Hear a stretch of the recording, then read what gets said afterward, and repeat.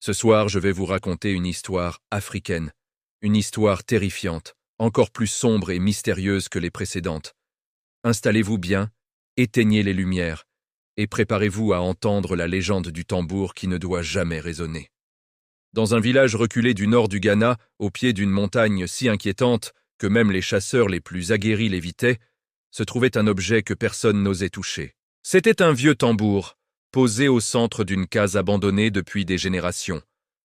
On l'appelait Kapelou, ce qui signifie le tambour du silence. La légende disait que ce tambour n'avait pas été fabriqué par des mains humaines.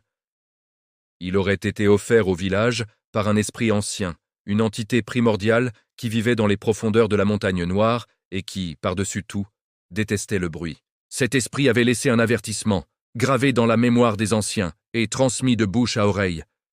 Celui qui fera résonner ce tambour réveillera ce qui dort sous la terre. Pendant des siècles, personne n'avait osé le frapper. La peur était plus forte que la curiosité. Les enfants apprenaient, dès leur plus jeune âge, à ne jamais s'approcher de la case maudite. Le silence autour de Kapelou était devenu une loi sacrée, une protection pour le village. Mais les traditions, aussi anciennes soient-elles, finissent pas toujours par être défiées. Et le défi arriva sous la forme d'un homme. Un jour, un étranger arriva au village. Son nom était Darako. C'était un homme imposant, rapide et fort, mais son plus grand trait de caractère était son arrogance. Il voyageait de village en village, se vantant de ses exploits, défiant les traditions locales, se moquant des esprits et même des chefs. Pour lui, tout n'était que superstition, des contes pour effrayer les faibles. En voyant les villageois trembler de peur devant un simple tambour en bois, il éclata d'un rire méprisant qui résonna dans tout le village. « Un esprit qui déteste le bruit » lança-t-il d'une voix forte.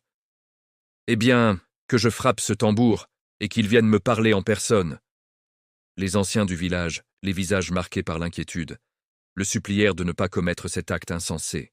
Une vieille femme lui attrapa même le bras, les larmes aux yeux, lui expliquant que le silence était leur seule protection. Même les enfants, qui d'habitude couraient partout, restaient cachés derrière les cases, observant la scène avec des yeux terrifiés. Mais Darako était trop sûr de lui. Il repoussa doucement la vieille femme et se dirigea vers la case abandonnée.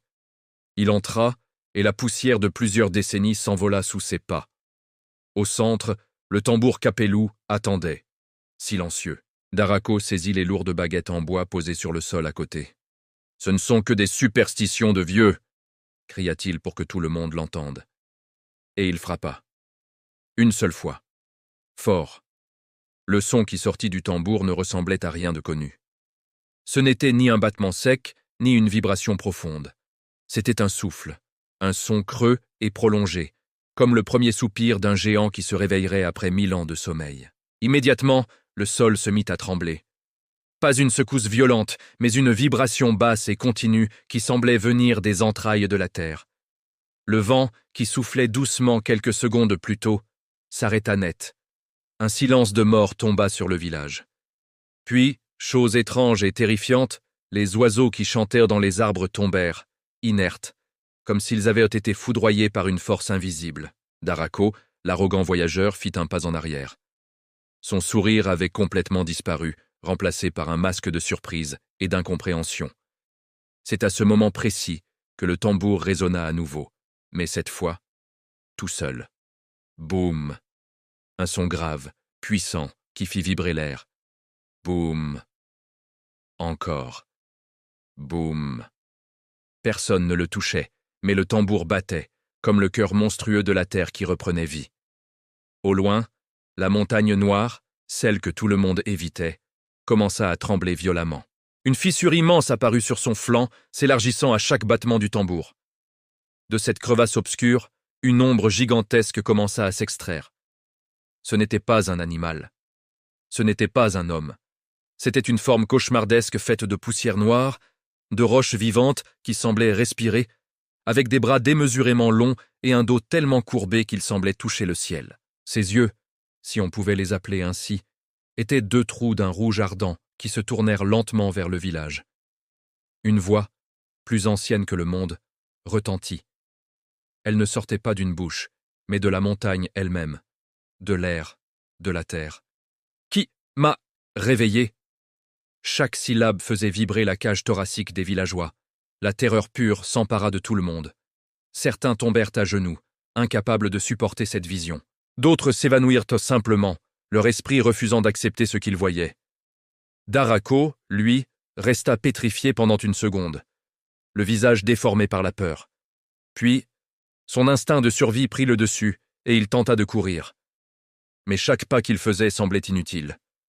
L'ombre géante grandissait derrière lui, le dominant de toute sa hauteur. Elle tendit alors une main faite de pierre et de ténèbres, une main aussi grande qu'une case entière. La créature attrapa Darako comme on attrape un insecte. Elle le souleva sans effort dans les airs, le maintenant face à ses yeux rougeoyants. Darako se débattait, criait, mais aucun son ne sortait de sa bouche. La voix de la créature résonna de nouveau, directement dans son esprit. « Tu as rompu le silence, tu porteras le silence en toi. » Sous les yeux horrifiés des villageois, le corps de Darako se mit à changer. Sa peau se fissura comme de la terre sèche.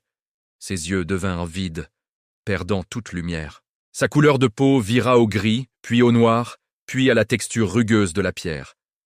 En quelques secondes insoutenables, l'homme arrogant et plein de vie devint une statue. Une statue figée dans une posture de peur éternelle, la bouche ouverte dans un cri silencieux. La créature géante descendit lentement son bras et posa délicatement la statue de Darako à l'entrée du village, comme un avertissement. Puis, sa voix tonna une dernière fois, « Que tous ceux qui font trop de bruit connaissent pas son destin. » Après ces mots, l'ombre immense se retourna et retourna vers la montagne. La fissure béante dans la roche se referma derrière elle, comme une bouche qui se scelle sur un secret, ne laissant aucune trace de son passage. Le calme revint, mais ce n'était plus un calme paisible. C'était un silence lourd, pesant, chargé de terreur. Depuis ce jour funeste, personne n'ose plus jamais s'approcher de la case et de son tambour maudit. Le village vit dans une quiétude quasi absolue. Mais la légende ne s'arrête pas là. Les anciens racontent que certains soirs, quand le vent est totalement calme et que la nuit est d'un noir d'encre, on peut encore entendre un son sourd, lointain, presque imperceptible, venant de la case abandonnée. Boum, boum, boum, comme un cœur qui bat lentement. Et le plus effrayant, c'est que les rares voyageurs qui passent par là affirment que la statue de Darako, à l'entrée du village, a changé de position. Parfois, sa tête est tournée vers la montagne. D'autres fois, elle semble regarder les visiteurs avec ses yeux de pierre, comme pour les avertir du prix à payer pour avoir brisé le silence. Merci d'avoir écouté jusqu'au bout. Si cette histoire vous a plu et que vous en voulez d'autres dans ce genre, n'hésitez pas à liker la vidéo, à la partager et surtout à vous abonner pour ne rien manquer des prochaines légendes terrifiantes. À très bientôt.